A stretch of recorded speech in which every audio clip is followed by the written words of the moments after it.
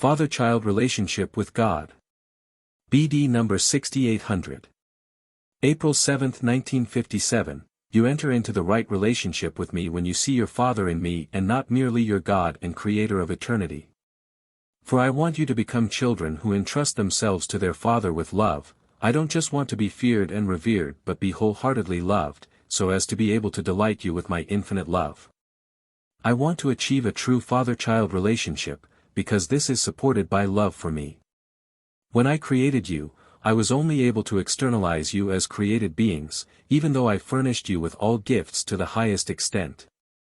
I was indeed able to permeate you with my burning, all-consuming love, but I was unable to force you into accepting this love and responding in kind, because such reciprocated love could not be as pleasing to me as the love freely granted to me by my child. Only love bestowed upon me in free will induces happiness, and I constantly invite my living creations on earth to grant me this kind of love, because this love will also result in their inconceivable bliss. The beings, having voluntarily remained with me when the great fall of the originally created beings happened, can certainly also be called inconceivably happy, for they are constantly permeated by my love and thus they are also glowing with love.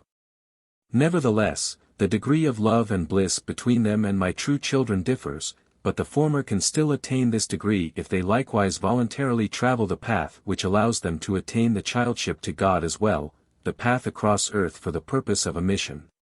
In that case in the beginning, they consider themselves, like any other person, as God's living creation and must establish the relationship of a child with its father of their own free will.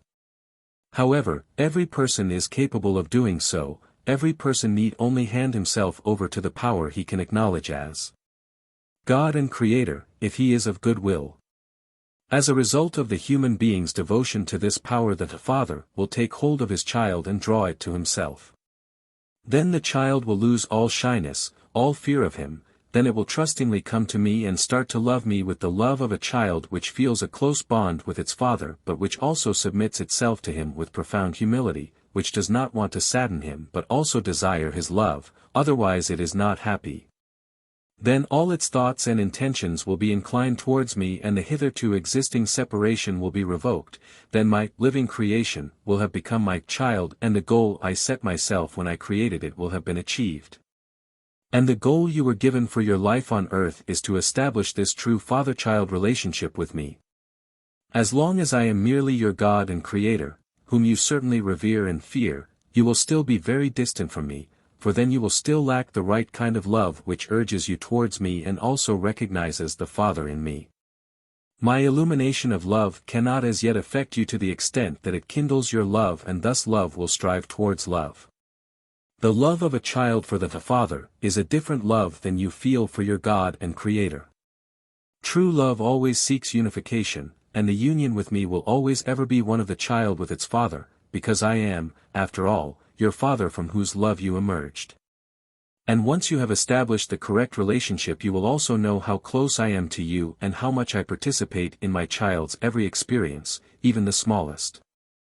And you will even come to me with the smallest request yourselves, because you will lose all shyness towards the one whom you love and honor as your Father, because you hand yourselves over to him with childlike trust, and this love will not deny itself, it will constantly give pleasure to the child which has found its way home to the Father and is devoted to him with burning love. Amen.